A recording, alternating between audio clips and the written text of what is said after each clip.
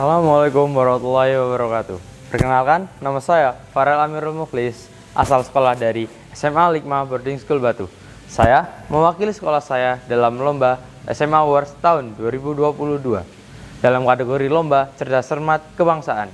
Saya akan menjawab 5 pertanyaan uraian yang akan diberikan oleh panitia. Soalan pertama, kapan naskah Undang-Undang Dasar Negara Republik Indonesia tahun 1945 ditetapkan? Dan oleh siapa Undang-Undang Dasar Negara Republik Indonesia tahun 1945 ditetapkan? Naskah Undang-Undang Dasar Negara Republik Indonesia tahun 1945 sendiri ditetapkan pada 18 Agustus 1945, tepat 1 hari setelah hari kemerdekaan kita. Naskah Undang-Undang Dasar Negara Republik Indonesia tahun 1945 sendiri berasal dari hasil sidang PPKI Panitia Persiapan Kemerdekaan Indonesia atau lebih dikenal sebagai Dekursu Junbi Inkai. Dan siapa yang menetapkan Undang-Undang Dasar Negara Republik Indonesia tahun 1945 sebagai alat konstitusi negara Indonesia adalah Insinyur Soekarno. Soalan kedua, negara hukum yang berlatar belakang tradisi Anglo-Saxon, negara hukumnya menggunakan istilah. Untuk negara hukum yang menggunakan tradisi Anglo-Saxon memiliki istilah sebagai common law, yang berarti negara tersebut menganut keputusan pengadilan sebagai sumber hukumnya. Yang ketiga, mekanisme pembahasan perubahan Undang-Undang Dasar Negara Republik Indonesia tahun 1945 di Komisi A MPR, salah satunya berlangsung dalam forum lobby. Apa maksud dari forum lobby? Forum lobby sendiri adalah suatu forum yang diadakan oleh para petinggi negara untuk berkomunikasi dengan membentuk musyawarah yang dihadiri oleh MPR, DPR, DPRD, DPD, serta perwakilan partai politik. Sebutkan jenis perubahan Undang-Undang Dasar Negara Republik Indonesia tahun 1945 yang dilakukan oleh MPR.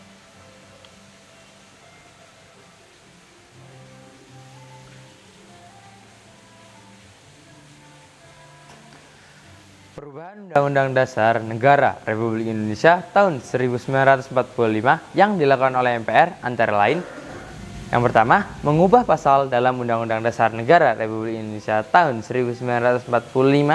Yang kedua, membuat rumusan baru. Yang ketiga, menghapus atau menghilangkan pasal-pasal dalam Undang-Undang Dasar Negara Republik Indonesia tahun 1945. Yang keempat, memindahkan letak pasal atau ayat serta mengubah penomoran pasal atau ayat yang terdapat pada Undang-Undang Dasar Negara Republik Indonesia tahun 1945.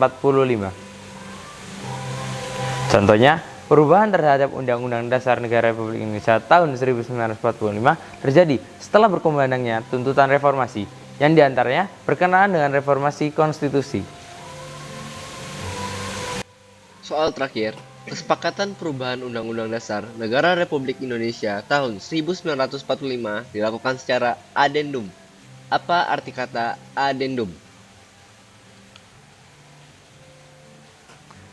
Adendum sendiri memiliki pengertian yaitu mengubah isi dokumen dan dari dokumen lain tanpa mengubah dokumen asli tersebut dikarenakan situasi dan kondisi, atau biasa disebut sebagai perubahan yang dilakukan secara adendum, dilakukan seperti mengubah pasal dalam Undang-Undang Dasar Negara Republik Indonesia tahun 1945 tanpa menghilangkan pasal-pasal yang terdapat pada Undang-Undang Dasar Negara Republik Indonesia tahun 1945.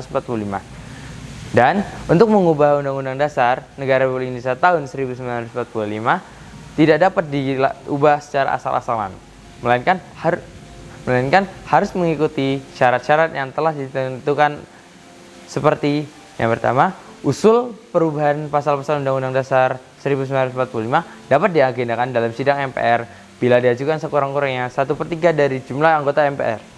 Yang kedua, setiap usul perubahan pasal Undang-Undang Dasar 1945 diajukan secara tertulis dan ditunjukkan dengan jelas bagian yang diusulkan untuk diubah beserta alasannya.